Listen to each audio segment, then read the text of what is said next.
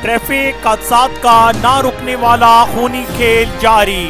वाकेंड barrier number 3 पर हादसा में दो तेज रफ्तार डैम्पर्स में तसादुम। बाग गार्डन एक और ट्रैफिक हादसा, मेन रोड पर बारातियों की गाड़ी उल्ट गई।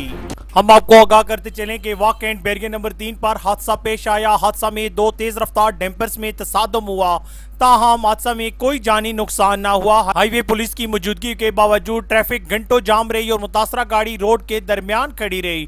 ट्रैफिक जाम होने की वजह से मुसाफिरों को शदीद तकलीफ का सामना करना पड़ा। इस मौका पर शहरियों का कहना था कि डैम्पर्स के हादसा का होना अब तो मामूल बन गया है।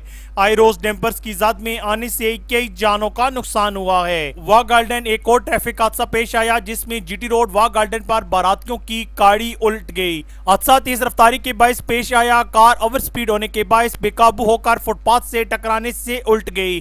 कार में सवार बच्चे और खातून और ड्राइवर मर्द शदीद जख्मी हो गए।